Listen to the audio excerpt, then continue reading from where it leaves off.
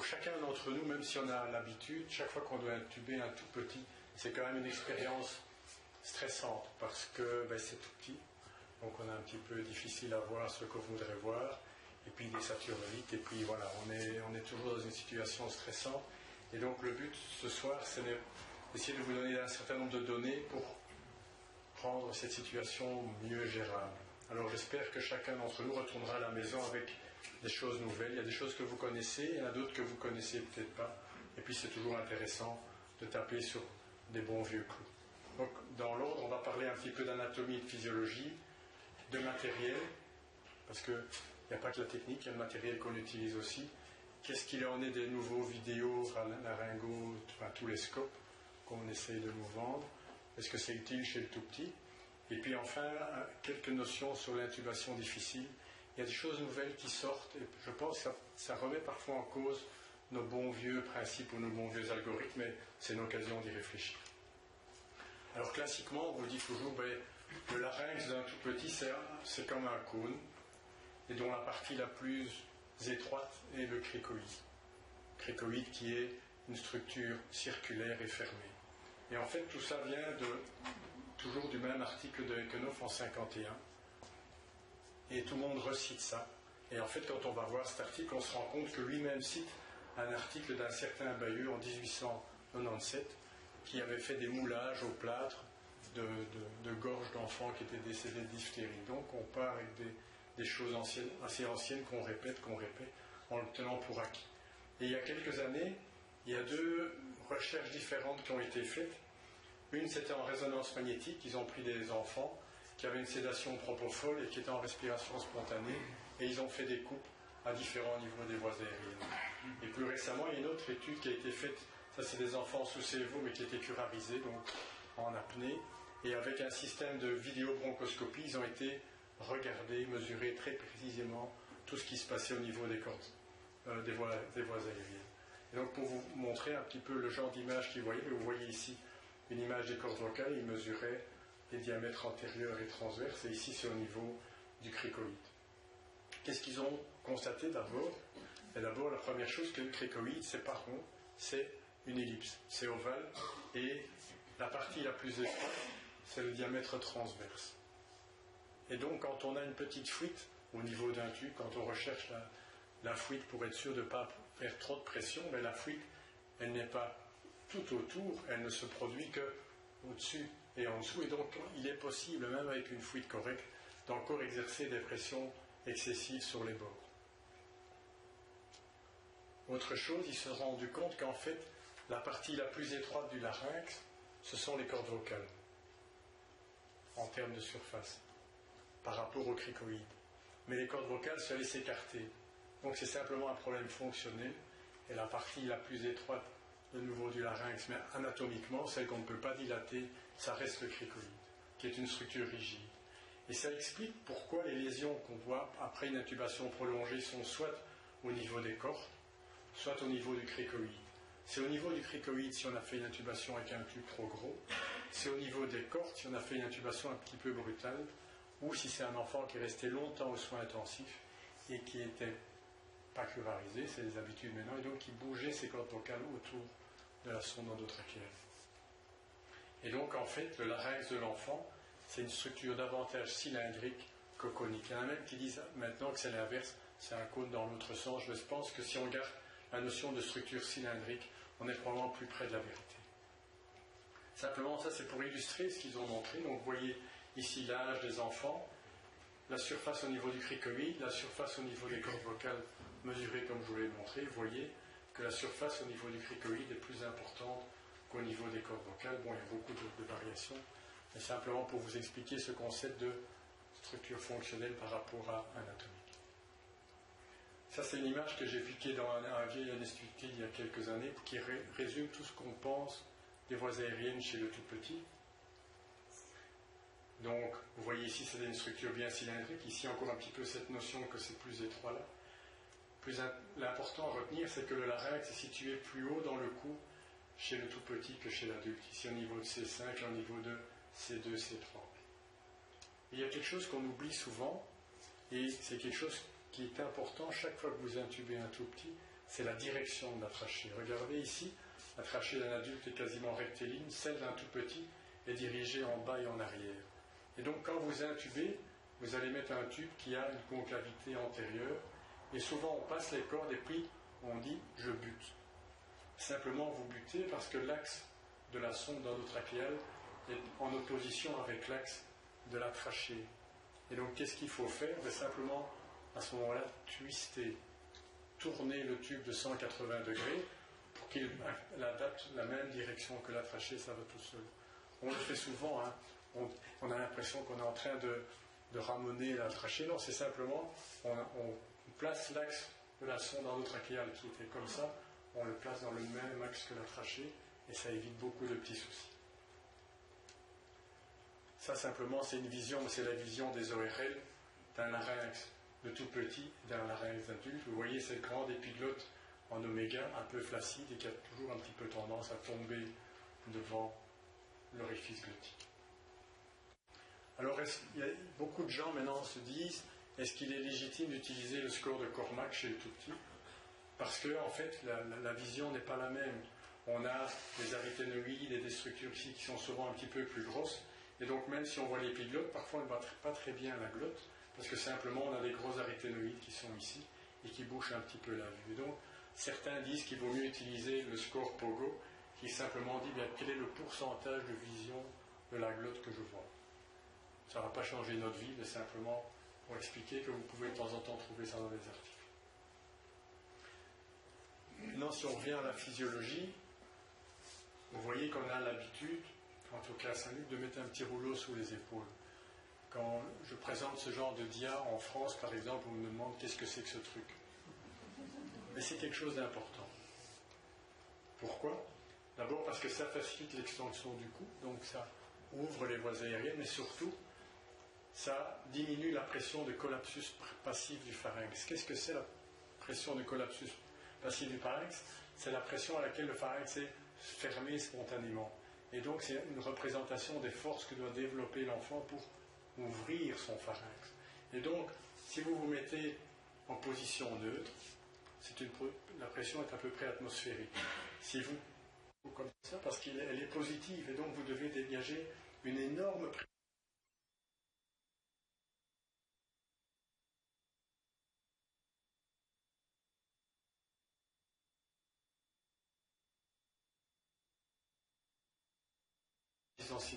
Elle est beaucoup plus petite chez le nouveau-né. Donc chez le nouveau-né, cette pression de collapsus est très basse. Et donc dès qu'il fait un tout petit effort inspiratoire, tout se collable, tout se met l'un sur l'autre et il n'y a rien qui passe. Donc vous avez intérêt à bien dégager les voies aériennes en mettant la tête en extension pour diminuer au maximum cette pression de collapsus et donc faciliter le passage de l'air dans les voies aériennes. En même temps, vous diminuez le travail respiratoire de l'enfant. Donc, l'intérêt, c'est de mettre un rouleau quand on fait une induction, une sédation, toutes les situations où le tonus des muscles dilatateurs du pharynx est diminué. Parce que quand vous avez une diminution du tonus des muscles dilatateurs du pharynx, votre pharynx va se collaber, même à des pressions atmosphériques. Comment est-ce qu'on fait pour garder les voies aériennes ouvertes au masque facial? Avant d'intuber, on sauve beaucoup plus de vie avec un masque qu'avec un tube. Et bien sûr, il faut étendre le cou, effectuer un jaw thrust doux. On n'est pas en train d'essayer de luxer la mâchoire, c'est simplement soutenir le maxillaire. Ça déplace l'épiglotte vers l'avant et ça dégage l'entrée du larynx. C'est un geste simple, élémentaire. Et si vous agitez une petite CPAP, vous aurez une sorte de stent pneumatique des voies aériennes. Vous allez de nouveau lutter contre le collapsus passif au niveau du pharynx. Et très important, il faut ouvrir la bouche. On a tous ce vieux message que les petits bébés respirent obligatoirement par les narines. C'est vrai, ce n'est vrai que pendant quelques jours après la naissance. Les gens se sont amusés à regarder, quand on pince le nez d'un nouveau-né, ce qui se passe, et la plupart s'adaptent très vite. Le plus important, c'est ce qui se passe après. Les voies aériennes sont la partie la plus étroite. Les narines sont la partie la plus étroite des voies aériennes, donc c'est l'endroit où il y a une plus grande résistance. Donc quand vous ouvrez la bouche, vous donnez le passage à l'air pour l'inspiration et l'expiration dans un circuit qui est beaucoup moins résistif, donc vous avez moins de travail. Vous voyez ici comment on fait. Donc simplement soutenir le maxillaire et avec les pouces, vous poussez vers le menton, comme ça la bouche est ouverte. C'est une manœuvre simple et souvent on voit, quand on le fait, on voit la qualité, l'amélioration de la qualité des échanges respiratoires, on voit que le ballon bouge beaucoup plus facilement en respiration spontanée. Il y a le problème de la préoxygénation. Vous savez tous que c'est extrêmement difficile à réaliser chez les tout petits, simplement parce qu'ils ne veulent pas le masque, ils bougent la tête, ils s'agitent, ils augmentent leur concentration d'oxygène, donc on arrive à l'effet contraire, et c'est très difficile de garder un masque étanche quand on veut préoxygéner un enfant avant une intubation ou avant une induction. Alors il y a ce qu'on oublie souvent, c'est que le pire arrive après la préoxygénation. Et donc ça c'est une lettre qui est passée inaperçue, que j'ai redécouverte il y a quelques mois, qui s'était publiée en 1994 dans Anesthesia Analgesia. Et donc ils se sont mis dans les conditions idéales. Donc c'était des enfants, des tout petits, qui étaient ventilés avec une FiO2 de 1 pendant 5 minutes au masque facial. Donc c'était vraiment les conditions idéales de préoxygénation. Vous avez un enfant qui est endormi et vous le ventilez, donc il n'y a pas moyen de faire mieux. Et puis ils ont regardé le temps que ça mettait, qu'ils mettaient tous pour descendre jusqu'à une saturation de 90%. Alors ils ont vu, que ça va plus vite chez les plus petits, c'est ce que vous voyez ici, donc l'âge, le temps pour avoir une saturation qui descend aux environs de 90, et vous voyez, il y a beaucoup de variations interindividuelles, mais qu'en gros, au plus on est petit, au plus ce temps est court, simplement parce que la consommation d'oxygène est plus importante et les réserves sont moins importantes. Et ce qu'ils ont aussi constaté, c'est que une fois qu'ils se décidaient à reventiler, la saturation continuait à descendre. Et dans certains cas, jusqu'à 80, même si on reventilait. Et donc ils se sont dit, qu'est-ce qui se passe? Et alors, quelques années plus tard, des Chinois ont fait une expérience. Donc je ne suis pas sûr que c'est encore possible de faire cette expérience maintenant, mais qui est très instructive. Donc ils ont pris 150 enfants, un peu de tous les âges, ils les ont préoxygénés, mais vraiment bien pendant 2 minutes en les ventilant, puis ils ont fait une induction en séquence rapide, Pinto, Finta, Myoplégine, ils ont mesuré le temps que ces enfants mettaient sans rien faire pour descendre jusqu'à 95 ou 90 de saturation. Et puis ils les reventilaient, soit quand ils étaient à 95, soit quand ils étaient à 90, et ils regardaient ce qui se passait. Et donc ils ont mesuré jusqu'où ils descendaient, et le temps de retour, donc après l'avoir reventilé, et le temps qu'il fallait pour retourner une saturation à 100%. Alors première chose, ils ont regardé le temps qu'il fallait pour descendre à 90 ou à 95 de saturation. Vous voyez qu'en gros, c'est à peu près 2 minutes chez les tout petits, et puis ça augmente un petit peu. 2 minutes, vous allez me dire, c'est bien, j'ai le temps d'intuber. Oui, mais ça, c'est des enfants qui étaient magnifiquement préoxygénés. N'oubliez pas que vous aurez difficile de préoxygéner. Et puis ils ont regardé après, qu'est-ce qui se passe, jusqu'où ils descendent après l'intubation. Et donc, je vous rappelle qu'une fois qu'ils étaient à 90 ou 95, ils reventilaient, et puis ils regardaient simplement jusqu'où ils descendaient. Donc vous voyez, chez les tout petits, de 3 mois à 1 an, quand on reventilait à partir de 90 de saturation, tous descendaient en dessous de 90 encore pendant un certain temps, il y en a même qui allaient jusqu'à 60, jusqu'à 70. Si on attendait 95, il n'y en avait plus qu'un qui descendait en dessous de 90. S'ils sont un peu plus grands, 90 de saturation, vous voyez, il y en a encore à peu près la moitié qui descend en dessous de 90%. Quand ils sont plus grands, quasiment, il n'y en a plus que 2-3 qui descendent en dessous de 90% de saturation, après avoir reventilé avec 100% d'oxygène. Donc qu'est-ce qu'ils disent? Dès que vous voyez qu'un enfant arrive à 95 de saturation, il faut commencer à le reventiler, sinon vous allez avoir une désaturation après l'intubation. Alors comment ils expliquent ça? Pourquoi il y a un retard de resaturation? Une fois que vous recommencez à ventiler, vous allez augmenter la pression alvéolaire en oxygène, puis ça va passer, il faut un petit peu de temps pour que ça passe au niveau artériel, puis il y a une notion de temps de circulation. Il y a bien sûr le retard de réponse de l'oxymètre, mais ce retard de réponse, il vaut dans les deux sens. Il vaut aussi dans le temps de descente au moment jusqu'à 90 ou 95. Donc, ça s'annihile. Vous allez me dire, oui mais attention, si je ventile au masque un enfant, je risque de gonfler son estomac. Si c'est une intubation en urgence, je vais provoquer je risque d'avoir une fausse déglutition. Oui, c'est vrai. Des gens se sont amusés à regarder, mais qu'est-ce qu'on peut faire pour éviter d'insuffler l'estomac? Donc ça, c'est un protocole un petit peu artificiel, mais des gens travaillent comme ça. Ils ont pris 100 enfants de 0 à 16 ans, induction sévo, un peu de sévoflur et de sulfentanyl, et puis ils ont mis un masque avec une canule, un masque bien étanche, et puis c'est le respi qui ventile en pression contrôlée. Donc ils avaient une pression d'insufflation qui était très précisément mesurée, et ils auscultaient l'estomac pour voir est-ce qu'il y a de l'air qui passe ou pas. Et donc vous voyez que au plus l'enfant, ça c'est l'âge des enfants, chez les tout petits, il y a déjà une insufflation gastrique quand vous dépassez 10 cm d'eau. Après on peut aller un peu plus haut, mais il y a toujours des exceptions bien sûr, qu'on peut ventiler à des grosses pressions sans qu'il n'y ait rien qui arrive. Mais la chose à dire c'est voilà, quand ils sont tout petits, il faut ventiler avec des toutes petites pressions. Donc si vous voulez ventiler un tout petit, avant de l'intuber, vous pouvez le faire et vous ne gonflerez pas l'estomac si vous le faites à des petites pressions. Qu'est-ce que ça veut dire, petite pression? Parce qu'on n'a pas tous des manomètres dans le circuit et finalement c'est pas très utile parce que le manomètre c'est jamais qu'une pression dans tout le système. Vous regardez quand le thorax monte. Quand vous voyez que le thorax monte, on arrête de ventiler. Le but dans ces circonstances-là, ce n'est pas d'avoir une normoventilation, c'est d'oxygéner. Vous voulez avoir un enfant qui reste bien oxygéné. Donc dès que vous voyez le thorax qui monte, stop, j'arrête d'insuffler parce que si vous allez un peu plus haut, vous risquez de remplir l'estomac d'air.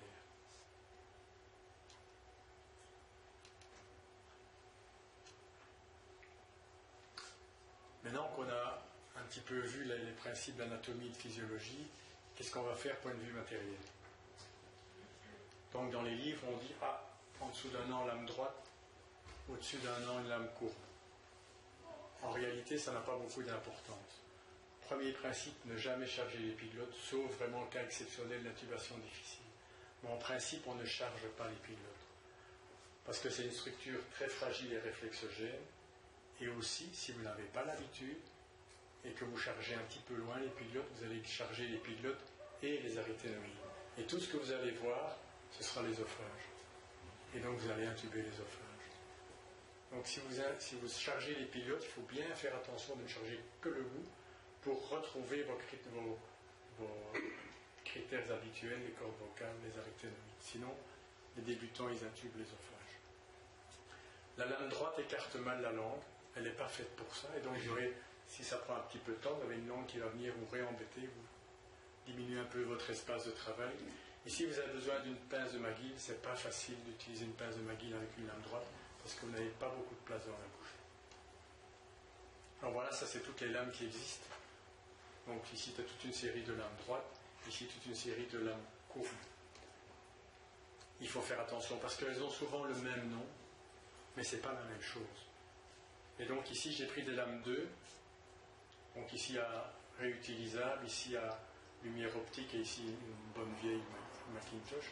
Et vous voyez qu'en fait, la forme n'est pas la même, la position de la lumière n'est pas la même, la longueur n'est pas la même. Donc quand vous décidez d'acheter une nouvelle lame, essayez-la d'abord, testez-la d'abord sur vos patients avant de l'acheter sur un catalogue, parce que peut-être que ce n'est pas la même que celle que vous croyez acheter. Alors pour l'intubation, il faut bien s'installer. Alors vous allez voir, chez le tout petit, il est préférable d'enlever le petit rouleau sur les épaules. On le fait rarement, parce qu'en général ça va. Mais si vous ne voyez pas bien, retirez le rouleau, vous allez voir, vous aurez une meilleure vue.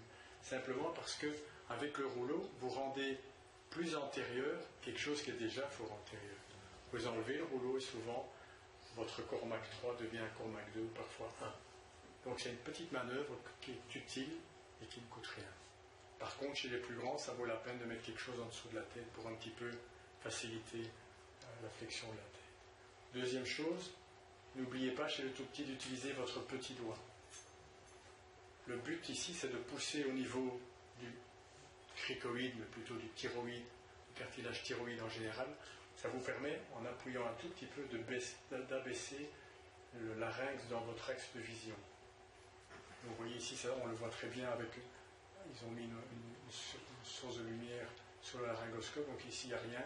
Et vous voyez, en appuyant, si là on voyait juste les pilotes, ici on voit quasiment tout. Donc on a des conditions d'intubation parfaites. Donc n'oubliez pas ça, cette petite manœuvre très importante. Autre chose à faire, que moi je fais, et on triche toujours, mais c'est très utile, c'est de se mettre en apnée quand on intube. Quand vous intubez un tout petit, mettez-vous en apnée. Quand vous avez besoin de reprendre votre respiration, lui il a besoin d'oxygène, quoi que dise le saturomètre. Alors on triche toujours, on reprend un petit peu sa respiration au milieu, mais retenez ça, quand j'ai besoin de reprendre ma respiration, lui il a peut-être besoin que je lui donne de l'oxygène, et au plus petit il est, au plus c'est vrai. Alors, quelles sont les tailles? Ça c'est les tailles théoriques. N'oubliez pas que ce qui compte dans la réalité, c'est le diamètre externe du tube. Ici, ce sont toutes des formules pour le diamètre interne, mais il y a parfois des grosses différences d'une marque à l'autre.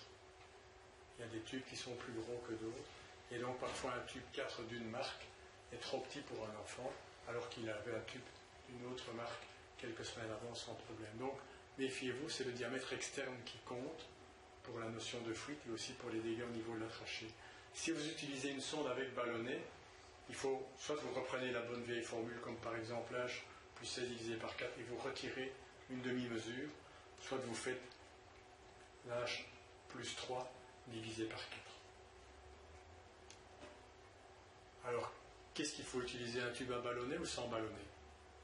On a longtemps dit, attention, le tube à ballonnet, ça produit des dégâts au larynx, et c'est vrai. Et ça date d'une époque où les tubes étaient en caoutchouc très gros et restérilisés. Maintenant, on a des choses un peu plus intéressantes. Mais n'empêche, les tubes qui existent sur le marché ne sont pas faits pour les enfants. Ce sont des diminutifs, des réductions des tubes pour adultes. Et donc, ces tout petits ballonnets, quand on les gonfle un tout petit peu trop, ils dégagent des pressions énormes dedans. Et donc, vous risquez une ischémie au niveau de la trachée. En plus, ils ont tous le même défaut, c'est qu'en général, le ballonnet est situé assez loin de l'extrémité. Et donc, si vous mettez le tube au bon endroit, parfois le ballonnet est entre les cordes vocales. Et si vous mettez le ballonnet au bon endroit, vous risquez une intubation bronchique. Donc, il faut être très prudent. Il y en a qui existent sur le marché, mais qui coûtent très cher. C'est les tubes Mikokeuf, donc qui coûtent à peu près 9 à 10 euros pièce. Donc, par rapport à 1 euro pour les autres tubes. Mais vous voyez, ils ont une autre structure. Ce sont d'abord des tubes en polyuréthane, c'est comme du film alimentaire, et donc ça n'exerce pas beaucoup de pression, et il n'y a pas de pli dedans, et le tube, le ballonnet est très près de l'extrémité. Donc quand vous mettez ceci au niveau des cordes, ça c'est au milieu de la trachée, et là vous êtes en dessous du cricoïde. Donc c'est la position idéale. Le brevet de cette fabrication a été racheté par plusieurs marques, Lincrot et tout ça, donc je suis sûr que dans quelques années, ça va envahir le marché et sans doute à des prix plus compétitifs. Alors, quel est l'intérêt d'avoir un tube avec ballonnet? Vous pouvez utiliser des gaz, des débits de gaz plus petits, vous aurez moins de fuite, donc vous aurez un meilleur capnot, c'est plus facile pour ventiler. Souvent, une laryngoscopie suffit, il ne faut pas changer 2 fois de tube parce qu'il est trop gros ou trop petit, et ça diminue la pollution de la salle. Mais méfiez-vous donc, ils ont un diamètre interne plus petit, donc si vous avez un tout petit, que vous lui mettez un tube à queue, vous aurez un diamètre interne plus petit, donc quand il sera en spontané à la fin, il va se fatiguer plus vite, donc il faudra l'extuber plus rapidement. Et bien sûr, toujours mesurer la pression dans le ballonnet, très important pour éviter les lésions trachéales. Donc, nous, on le réserve pour la célioscopie ou les thoracotomies, c'est-à-dire les chirurgies où il peut y avoir des changements de compliance importants, ou bien quand on craint une modification de compliance, par exemple chez un asthmatique. On se dit si d'un coup il fait un bronchospasme, je ne pourrai peut-être plus le ventiler correctement. Vous voyez ici ce qui peut arriver, vous voyez un tube entre les cordes, vous voyez l'épiglotte ici, parce qu'il était mal positionné, là à nouveau un tube entre les cordes, et là vous voyez un tube qui n'est pas, un ballonnet qui n'est pas gonflé, c'est très dangereux. Donc c'est aussi une règle. Intuitivement, on dit, ah, j'ai pas de fuite, je suis bon. Non, si vous avez un tube à ballonner sans fuite, il faut l'enlever, parce qu'un ballonnet qui n'est pas gonflé, ce sont que des petits plis, et c'est comme des lames de rasoir pour votre muqueuse laryngée. Alors bien sûr, vous n'aurez pas de stridor à la fin. Ça ne va pas provoquer d'œdème et donc des problèmes respiratoires, mais ça risque de provoquer des cicatrices plusieurs semaines après, et peut-être une sténolaryngée que vous ne verrez pas parce qu'il ira consulter ailleurs, ou s'il n'est pas intubé, qu'on ne verra peut-être que plusieurs années après. Donc quand vous avez un tube à keuf qui n'a pas de fuite, quand le keuf n'est pas gonflé, il faut changer. Alors il faut placer le ballonnet au bon endroit, c'est-à-dire au niveau de la trachée, et pas au niveau du cricoïde. La trachée est un peu plus élastique, il y a la partie membraneuse en dessous, donc quand vous gonflez votre ballonnet là, même si vous mesurez les pressions dedans, vous avez moins de risque d'ischémie que si vous le faites au niveau du cricoïde, qui est une structure fermée. Donc, bien mettre le ballonnet au niveau de la trachée, pas le cricoïde ni les cordes vocales. Attention, les tout petits ont une trachée courte. Et donc vous risquez soit de mettre le tube trop loin, c'est souvent ce que font les débutants dans leur enthousiasme de passer les cordes vocales. C'est pas bon de mettre le tube trop loin parce que ça peut provoquer un blocage respiratoire ou un bronchospasme. Mais parfois aussi, on est tellement content d'avoir placé qu'on le met juste derrière les cordes et puis quand on bouge un peu la tête, l'enfant s'extube. Donc il faut se mettre au bon endroit. Bien sûr, l'auscultation est la règle, mais vous savez bien que parfois on entend du bruit partout chez les tout petits. Un petit truc facile, c'est que les centimètres aux cordes sont égaux au diamètre interne du tube. Donc un tube 3, vous le mettez à 3 cm, tube 3,5 à 3,5, tube 5 à 5. C'est une règle. Ça ne marche que si le tube a la bonne taille pour l'enfant. Si vous mettez un tube 3 à un enfant de 10 ans parce qu'il est sténolaryngé, ce sera peut-être plus vrai. Mais si la taille correspond à l'âge de l'enfant, c'est un petit truc facile. En intubant, vous savez déjà si vous êtes au bon endroit. Qu'en est-il des vidéoscopes? En fait, il y a deux catégories. Il y a des lames classiques sur lesquelles on a ajouté un canal fibre optique, et puis il y a des lames nouvelles qui permettent de regarder au-delà de la langue sans nécessairement qu'on soit soi-même dans l'axe visuel. Alors vous voyez, ça c'est les laryngoscopes classiques, ça c'est une lame de Miller, et ça c'est Bercy-Clapon. Vous voyez, c'est assez gros parce qu'il y a une source lumineuse, il y a une source il y a des systèmes optiques aussi. Et vous voyez, la source lumineuse et l'optique est là. Et donc il y a quelque chose qui change. Souvent on ne réalise pas ça tout de suite, c'est que quand vous intubez, vous regardez là, avec ce système-là, vous regardez là. Et donc votre axe visuel n'est pas le même, et votre coordination main-œil n'est pas la même. Quand on intube, classiquement, on tire, et on ajuste la traction sur le manche du laryngoscope en fonction de ce qu'on voit. Mais là, ce que vous voyez ne dépend pas de la traction sur le laryngoscope. Vous voyez très bien, mais vous ne tirez peut-être pas assez que pour intuber. Donc il faut s'habituer. C'est ce qu'ils ont montré ici. Vous voyez, on a une meilleure vision, mais ça dure un peu plus longtemps pour intuber parce qu'il faut s'habituer à ça. Et là aussi, vous voyez, on a des scores qui sont meilleurs. Dans tous les cas, c'était des nourrissons difficiles à intuber. Mais l'intubation n'est pas nécessairement plus facile. On a une meilleure vision, mais l'intubation n'est pas nécessairement plus simple. Il faut s'habituer à travailler avec une autre coordination œil-main. Donc qu'est-ce qu'il faut? Il faut... C'est très bien pour l'écolage et la supervision. Si vous voulez apprendre à quelqu'un à intuber, c'est très bien. Vous allez voir, regarde, tu vois tout. Mais attention, ce qu'il va apprendre ne sera peut-être pas utile pour une intubation sans vidéoscope. Et on a une très belle image. L'ennui est qu'on peut avoir de la buée, des sécrétions. Et comme j'ai dit, attention, ce problème-là est très important. Donc pour les gens un peu plus âgés comme moi, ce n'est pas toujours évident de s'habituer à ça. Maintenant, on va parler des autres laryngoscopes et laryngoscopes indirects. Il y a quelques éléments importants à connaître pour les utiliser de manière tout à fait sécuritaire. Première chose, la tête est en position neutre. Donc ça change tout à fait de notre habitude de mettre la tête en extension. Il faut souvent prévoir un stylet d'intubation pour rigidifier le tube. Alors, sous contrôle visuel, vous devez introduire la lame au milieu de la bouche. Au milieu de la bouche, pas dans le coin comme on fait d'habitude. Et sous contrôle visuel. Souvent, au début, on voit les gens qui regardent déjà la vidéo, l'écran vidéo, avant d'être dans la bouche. Et donc, si on rentre quelque chose dans la bouche sans regarder ce qu'on fait, on risque de faire des dégâts. Donc, vous mettez votre lame dans la bouche en regardant ce que vous faites. Quand vous êtes assez loin dans la bouche, vous regardez sous l'écran, vous mettez la lame dans la vallicule. À ce moment-là, vous êtes bien, vous avez une belle image de la laryngoscopie sur l'écran. Vous allez introduire la sonde dans la bouche, la sonde d'intubation dans la bouche, sous contrôle visuel de nouveau. Si vous le faites sans regarder, je vois bien la glotte et j'essaie de rentrer comme ça, vous risquez de nouveau de traumatiser le pharynx. La direction de la traction sur le manche varie. Pour certains, il faut tirer strictement verticalement, on verra tout de suite. Pour d'autres, il faut un petit peu aller sur le côté. Donc, ce sont des bons instruments, mais il faut bien connaître leur mode d'emploi. Premier, le GlideScope. Vous voyez ça, c'est ce qu'on appelle un vidéo-bâton. Donc, c'est simplement une structure qui a une source de lumière et des fibres optiques. Il y a un système de lame à usage unique et vous avez ici un stylet.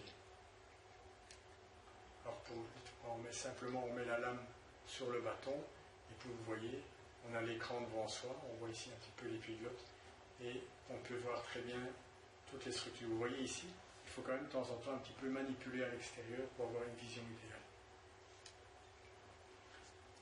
Deux limites, il faut une ouverture de bouche supérieure à 10 mm. Si vous avez une petite bouche, vous ne savez pas rentrer le truc dans la bouche.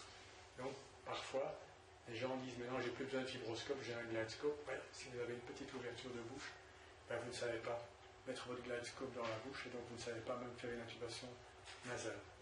Il y a un tout petit point aveugle. Des gens se sont mesurer ça. Il y a un tout petit point au bout de la lame où on ne voit pas. Mais quand vous manipulez, ce n'est pas gênant en clinique.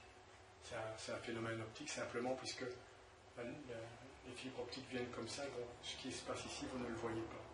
Et quand vous mettez bien votre lame, ce n'est pas un souci. Alors quand on compare le GlideScope avec des lames classiques, donc il y a eu plusieurs séries d'enfants, on a toujours une amélioration du score de Cormack si on intube par la bouche. Si on intube par le nez, il n'y a pas de modification du score de Cormack. Je ne sais pas pourquoi, mais c'est étonnant. Dans cette série-là, ils avaient plus de succès au premier essai avec une lame de Macintosh et ils trouvaient qu'il fallait courber le stylet à 90 degrés. Celui qui est fourni, il est courbé à 60 degrés. En courbant un petit peu plus, on avait une plus grande facilité d'introduction du tube dans la glotte. Et ici, il y a d'autres séries comme vous voyez chaque fois Macintosh, lame 1 ou 2 du GlideScope, on améliore considérablement la vision. Vous voyez, Cormack 3, on arrive à 1 ou 2, Cormack 4, 1. Et dans 70% des cas, ils ont pu intuber au premier essai. Mais ils ne nous disent pas, là-dedans, quelle a été leur courbe d'apprentissage. On ne sait pas combien de fois ils ont intubé avant avec le GlideScope pour arriver à ces résultats. Et ici aussi, 60 nourrissons, ils ont comparé la lame 2 avec une lame droite, lame de millet. Il y avait une différence de 10 secondes pour l'intubation. Ce n'est pas très important, mais ils avaient une meilleure vision avec le GlideScope. Donc la meilleure vision n'entraîne pas nécessairement une facilité d'intubation. Ça, c'est toujours un petit peu le même. Ça, c'était des enfants difficiles à intuber, donc des enfants reconnus, identifiés comme difficiles à intuber parce qu'ils avaient déjà été intubés avant. Pardon. Le score a été amélioré dans 14 cas sur 18. 13 sur 18 ont pu être intubés au premier essai, mais il y a eu 3 échecs. Donc, ce n'est pas une panacée. Ce n'est pas parce que vous prenez votre GlideScope que vous allez réussir à intuber. L'outil n'est pas nécessairement fiable à tous les coups. L'AirTrack que vous connaissez aussi, c'est un système un petit peu différent. Il y a un système optique ici, avec une petite lumière, et là où il y a un guide, le stylet est remplacé par un canal dans lequel on peut glisser le tube endotrachéal. Le truc ici, c'est qu'il faut tirer strictement verticalement. Ça ne sert à rien de tirer vers la porte comme d'habitude, c'est vertical. Et là, vous aurez normalement une belle vision de la glotte. Vous voyez ici le tube qui est glissé dans le couloir latéral. Et ici, il faut une ouverture de bouche d'au moins 13 mm. Ça veut dire que vous avez 13 mm, ce sera pas facile. Et donc, quand vous faites votre examen préopératoire, regardez ça. Diront, on prend un gradescope et c'est bon. Qui ne sait pas ouvrir la bouche, ça ne marchera pas.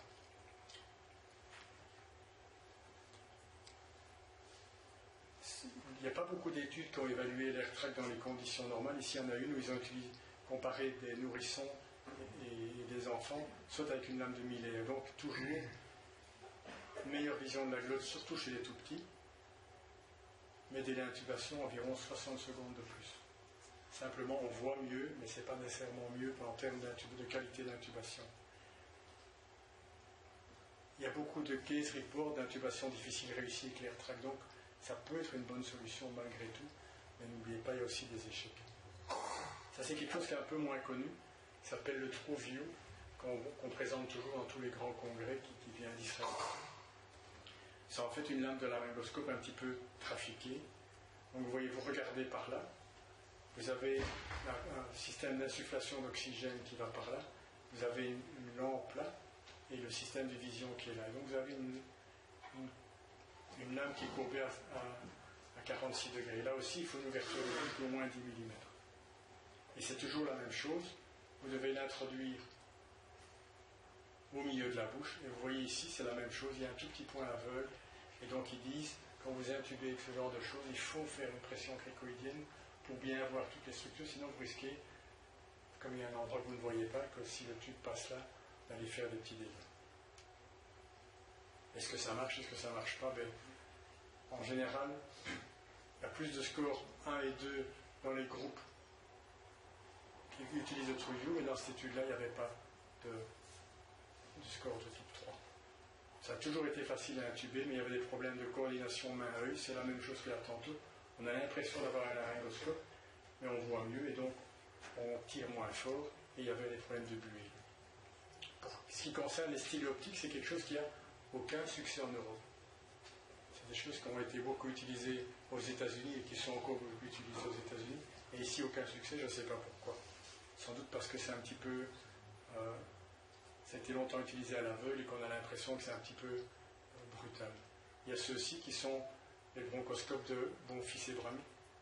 Vous voyez, c'est une structure en acier et il y a une petite fibre optique ici. Donc, dans le temps, il n'y avait pas de fibre optique, donc c'était à l'aveugle, avec parfois une lumière transillumination. Ici, on peut voir ce qu'on fait.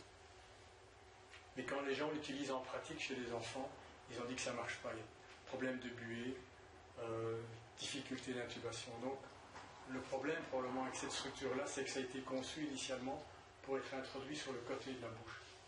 Et là, on l'utilise sur le milieu de la bouche. Donc, peut-être qu'il faut prendre une lame de laryngoscope classique pour le mettre près de la glotte. Mais ça devient un petit peu compliqué.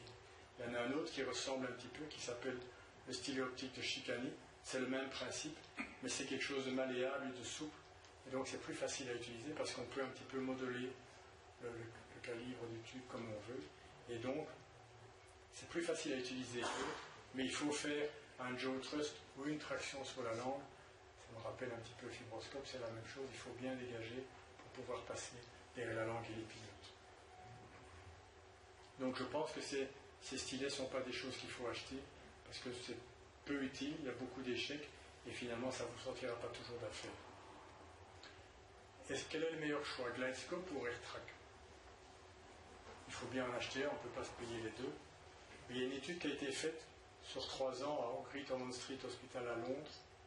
Et ils ont beaucoup d'enfants, toutes sortes de syndromes, et donc ils ont pris des enfants difficiles à intuber, donc il y avait un score de Cormac de 3 ou de 4. Et donc ça c'est l'AirTrack, ça c'est le Glidescope, donc vous voyez 26 dans un cas, 20 dans l'autre. Alors à peu près la moitié d'entre eux ont été intubés par la bouche, les autres étaient intubés par le nez. Donc il y a moyen d'intuber par le nez avec tous ces trucs-là.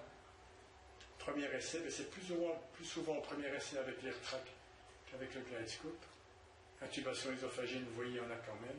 Traumatisme pharyngé, vous voyez, à peu près 10%.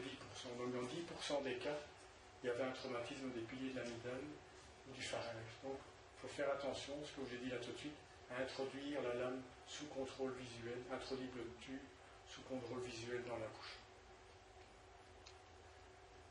Et ils ont eu quand même 15% d'échecs. Et ils ont dû quand même recourir au fibroscope. Donc, avoir un fibroscope, ça reste utile, même si on a les deux. Alors le problème qu'on a souvent, c'est de dire, mais où je mets ça dans mes algorithmes, où je mets ces nouveaux systèmes dans mes algorithmes. Il n'y a aucune société d'intubation difficile qui a encore osé publier des recommandations. Ils disent, ben, si vous avez le matériel, essayez. Essayez à un moment ou à un autre. Essayez quand? Essayez quand on a raté toutes les laryngoscopies. Donc ici, ils disent, voilà, maximum 4 essais. Si ça ne marche pas entre chaque essai, on change la position de la tête, on met quelque chose en dessous des épaules, on demande à quelqu'un de pousser sur le cricoïde, enfin tous les trucs qu'on fait. Est-ce qu'il faut le faire là? Ou bien est-ce qu'il faut le faire quelque part ici, après avoir mis un masque laryngé pour reventiler l'enfant? Il n'y a personne qui sait. Et je pense que ça prendra un petit peu de temps avant de savoir, parce que maintenant, toutes ces sociétés veulent avoir de l'evidence-based medicine, et ce n'est pas si évident que ça de faire des études là-dessus. Alors, quelques mots sur l'intubation difficile. En fait, il y a 2 ans est paru un article dans Pédiatrique Anesthésia qui est assez intéressant parce qu'il montre que peut-être il faut changer un petit peu les choses. Et vous voyez, ils ont mélangé. Souvent, dans les algorithmes, on dit ventilation difficile d'un côté, intubation difficile de l'autre. Et ici, ils ont mis les deux côte à côte. Ventilation ici, intubation difficile là. Et tout continue après. On va voir ça en détail un petit peu. Première chose, prévention, examen préopératoire soigneux, savoir reconnaître un risque d'intubation difficile. Chez l'enfant, d'habitude, ça se voit assez facilement. Ils ont très rétrognates, ils ont une asymétrie de la tête, ils ont des petits appendices devant les oreilles. Petits appendices devant les oreilles, ça veut dire qu'il y a peut-être une malformation d'un arc bronchial. Quand vous voyez ça, méfiez-vous. Il y a peut-être quelque chose à l'intérieur qui est anormal. Et donc, vous voyez ici un Pierre Robin. Ici, c'est un enfant qui avait une fusion des maxillaires. Ses mâchoires ont été fusionnées. Et donc, on l'a, vous voyez, là, il y a un tube nasopharyngé pour oxygéner et dormir. Et là, on intube par le nez, de façon tout à fait simple et sécure. Donc, l'examen préopératoire est essentiel pour savoir ce qu'on va faire. Et ici, on avait prévu d'emblée, on lui met un tube nasopharyngé, on endort par là, et puis on va. Pour ne pas se retrouver. Deuxième chose, si vous avez des difficultés de ventiler au masque, ça peut être un problème anatomique ou un problème fonctionnel. Anatomique, mais la plupart des cas, c'est des amygdales végétation qui sont trop grosses. Une fois qu'il y a des grosses amygdales, on l'endort un petit peu, il perd un petit peu de son tonus des muscles pharyngés, ces amygdales vont se rassembler l'une près de l'autre, il n'y a plus rien qui passe. Donc là, vous devez un petit peu changer votre façon de tenir le masque. Ou bien c'est un problème prévu. Donc n'oubliez pas, une canule, ça peut être utile, une sonde nasopharyngée, ça peut être utile. Ça vous permet souvent de sortir d'un mauvais pas. Ça peut être un problème fonctionnel, ça ne passe pas parce qu'il ne dort pas assez. En fait, il est en phase d'excitation. Parce que c'est une obstruction des voies aériennes. Vous n'avez pas bien mis la tête en extension, peut-être qu'on n'a pas un rouleau en dessous des épaules, parce qu'il a un estomac plein d'air. Vous ne savez plus ventiler parce que vous avez tellement mis d'air dans l'estomac que vous avez plus de compliance pulmonaire du tout. Ça peut être aussi bien sûr un laryngospasme, un bronchospasme ou un corps étranger. Mangez une chic avant de descendre, il a gardé la chic en bouche, vous l'endormez avec sa chic peut être devant la glotte. Donc il faut penser à tout ça et toujours éliminer ça avant d'aller plus loin. Dans cet article, ils disent que si vous avez un enfant qui est facile à ventiler, difficile à intuber, il faut parfois avoir le courage de le curariser. Parfois avoir le courage, donc parfois. Donc on a tous été élevés dans la tradition, on le laisse en spontané pour ne pas couper les ponts.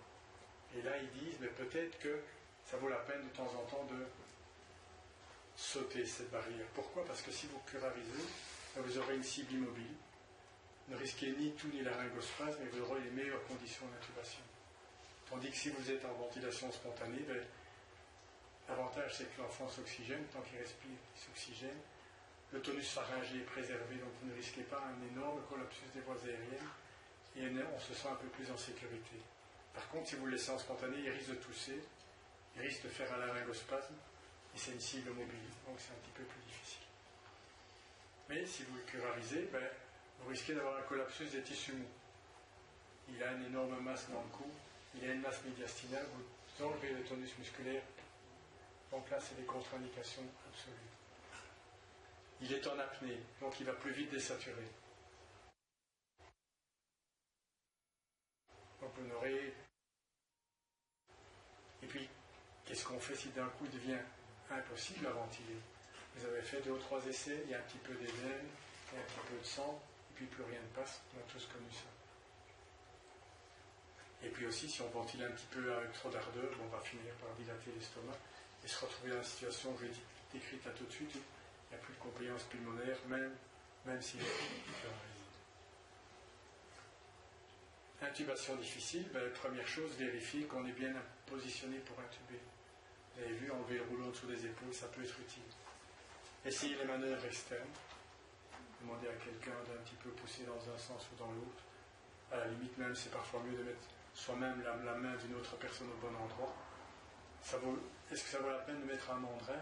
Ça ne vaut la peine que si vous voyez la cible. Donc une sonde guide ou un stylet, ce n'est utilisable que si vous voyez là où vous voulez aller, que le tube n'y va pas. Si vous ne voyez rien, ça ne sert à rien, ça sert juste à causer des traumatismes, à l'aveugle. On dit toujours pas plus de 3 essais. Alors, ça c'est des chiffres un petit peu, on a tous déjà fait 10 essais. Je pense qu'après 3 essais, il faut se poser des questions en se disant où est-ce que je vais, qu'est-ce qu'on fait. Demander de l'aide, à 2 on a parfois plus d'idées que tout seul. Parce qu'au plus il y a des essais, en plus on risque d'avoir de l'édème, en plus on risque d'avoir du sang, et donc on se complique les choses pour soi-même, et on risque plus de mobilité pour le patient. À ce moment-là, c'est peut-être le moment de penser au vidéoscope, si vous en avez un, et que vous avez l'habitude de l'utiliser chez des enfants qui ont des voies aériennes normales. Ce n'est pas la bonne situation pour apprendre à utiliser quelque chose. Et bien sûr, il reste toujours l'arme magique du masque laryngé dans lequel on peut passer un fibroscope. Mais là, de nouveau, attention, il faut avoir le fibroscope. Il faut que le masque laryngé se mette bien. De temps en temps, le masque laryngé, il ne se met pas bien. Et il faut avoir une bouche suffisamment grande que pour mettre un masque laryngé. Si ça ne marche pas, qu'est-ce qu'on fait? Souvent, on dit, on fait une cricotyrotomie. Je prends mon petit cathé, je prends mon aiguille et je pique au niveau de la membrane cricothyroïdienne. Il ne faut pas faire ça chez le petit enfant de moins de 8-10 ans. Parce que votre cible est minuscule. C'est moins d'1 cm². C'est pas facile quand ils sont tout bleus, bradycarpes, à les piquer là. Et si vous piquez un petit peu loin, vous êtes dans l'œsophage, vous allez faire un pulmon médiastin. Donc, ce n'est plus recommandé du tout. Ce qu'il faut faire à ce moment-là, c'est essayer de ne pas arriver à cette situation. Même chez l'adulte, en condition d'urgence, cette manœuvre n'a que 30% de succès. Ce n'est pas la même chose de mettre un cathédrale du sein en électif, bien au calme pour faire un jeu de ventilation. Et là, vous êtes devant quelqu'un de nouveau qui a 5 poules de statut, 42 poules, tout bleu, qui a des voies aériennes difficiles, il n'y a que 30% de succès. Donc c'est quelque chose de dangereux. Maintenant, le problème, vous êtes tout content, vous avez réussi à intuber, et puis ça ne marche pas pour ventiler. Qu'est-ce qui se passe? Alors il faut penser au terme dopé. Est-ce que mon tube est bien au bon endroit? Je l'ai vu passer entre les cordes, mais peut-être qu'en le fixant ou qu'en le retournant, et il a glissé et qu'il est dans l'œsophage. Donc, si vous avez un doute, retirez-le. C'est peut-être la sonde endovagale qui est bouchée. Pas de chance, un corps étranger, c'est rare. Ça peut être des sécrétions, ça peut être une coudure, ça peut être une masse extrinsèque. Donc, par exemple, en cas de masse médiastinale, vous pouvez avoir quelqu'un qui est bien intubé, mais si la trachée est comprimée au-delà du tube, ça ne sert à rien. Ça peut être un pneumothorax. Ça peut arriver. Ça peut être un problème d'équipement. C'est votre circuit, c'est un problème dans le circuit. Vous croyez que vous avez qu'on a mis en externe et c'est pas en externe des bêtises, quoi, mais il faut toujours vérifier ça. Ça peut être l'estomac ou une augmentation de pression intra-abdominale. Il y a tellement de pression dans le ventre qu'il n'y a plus rien qui passe parce qu'il y a trop de contre-pression. Donc pensez à ça, doper, ça peut être utile. Voilà. Merci pour votre attention.